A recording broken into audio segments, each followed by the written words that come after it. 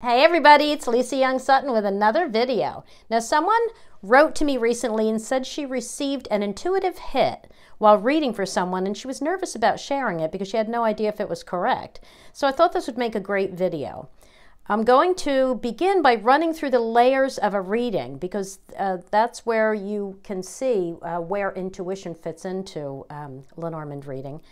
And I will finish with an explanation of the difference between imagination and intuition. Okay, so what I did is I just pulled out another piece of the Method of Distance Grand Tableau that I just read for Crystal Ball, I called her, okay, because I thought this would be a perfect example. So first, let's look at the layers of interpretation in a traditional Petit Lenormand reading. All right, so layer one consists of the core meanings of the cards as well as following the guidelines of the system.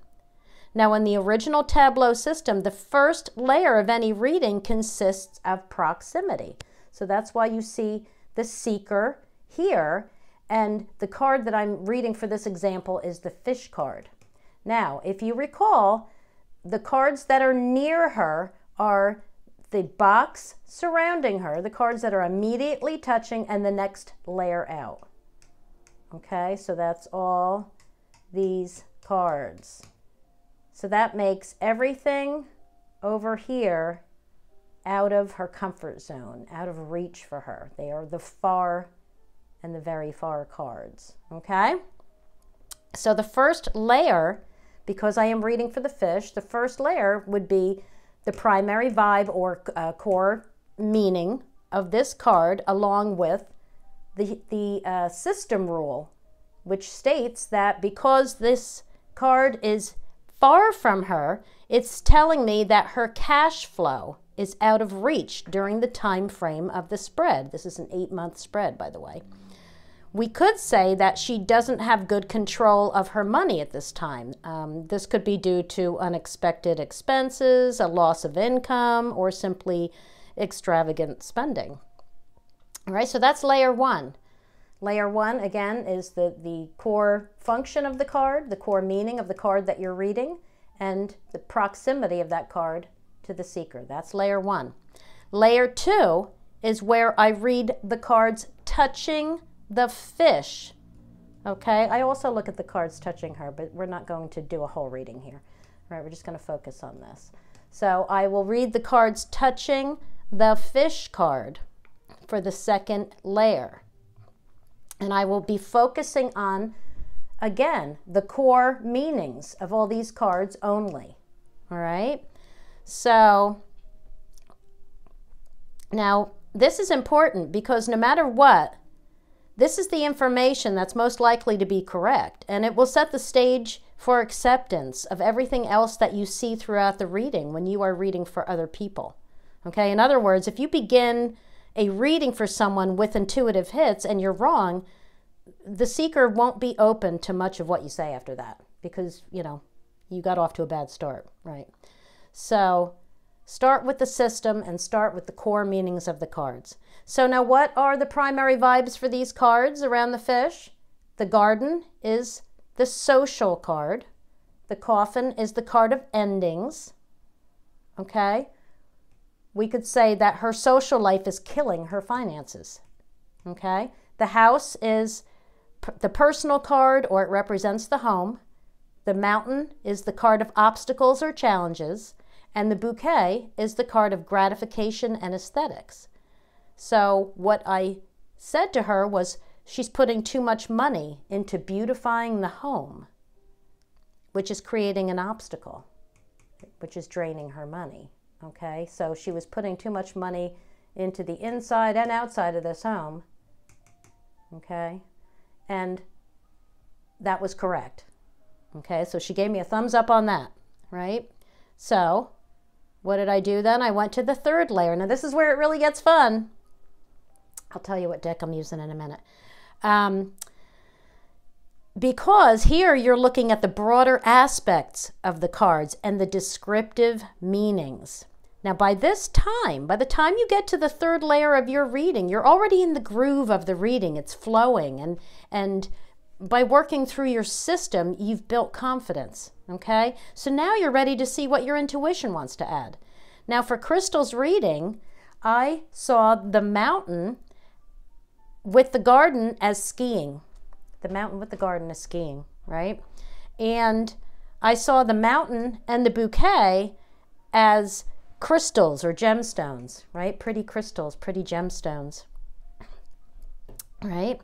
So I told her that she was spending too much money on skiing and buying crystals or gemstones. And she, in her feedback, she said that crystals and skiing are what she spends all her money on right now. So as well as home decor, because they, get this, they just bought a house in the mountains because they ski.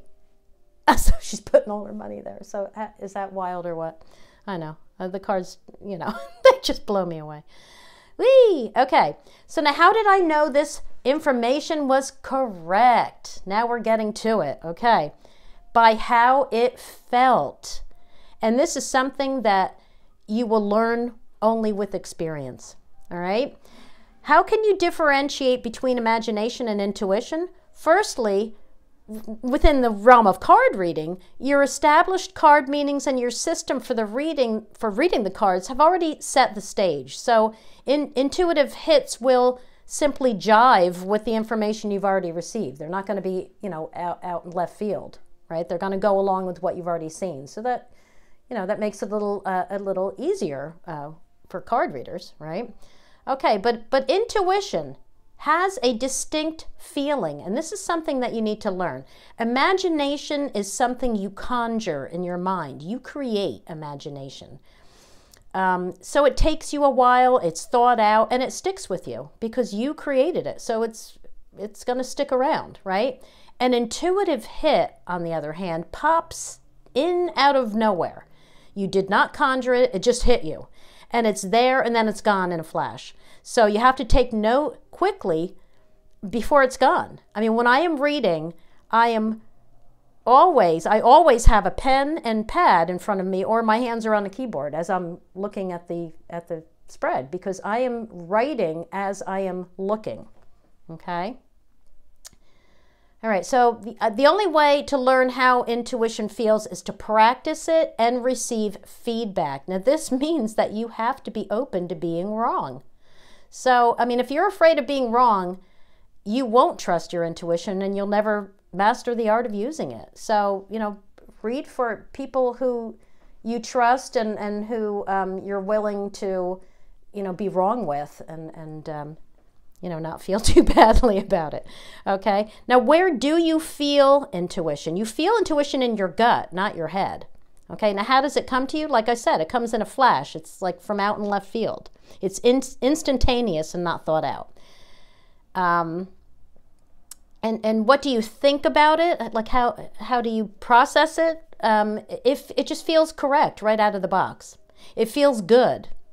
All right, it's never going to feel bad or weird right from the beginning. It won't feel bad or weird until you start applying your left brain analysis to it and start doubting, okay? But if you're truly using your intuition, anything that pops in your head, you won't doubt it for a second, okay? For me, it brings a smile to my face. I'm smiling all the time anyway, but right away when I get an intuitive hit, I get a big smile on my face and I usually get goosebumps, especially on the back of my neck. So, you know, that's just me. It could be different for you, but you have to take note of what's happening to you and how you feel and what physical sensations you experience when you get these intuitive hits. All right, so how do you know it's correct? Well, like I said, it's never confusing. It never contradicts the rest of the reading. It will feel correct right out of the box before you start overanalyzing it. And it's also clear rather than vague. And usually it's quite detailed. Excuse me. So what should you do if you're not sure? If you're just not sure, which, you know, in the beginning you never are, right? Well, write it down before it's gone. Then take a moment to breathe and center yourself. Close your eyes and concentrate only on your breathing to quiet your mind. You know, by counting your breaths or just saying, I'm breathing in, I'm breathing out, I'm breathing in, I'm breathing out. You know, that kind of thing. What you're doing is you're focusing on something that your active left brain does not have to participate in. So it's kind of giving it a timeout, and it gives your intuition a chance to breathe. All right.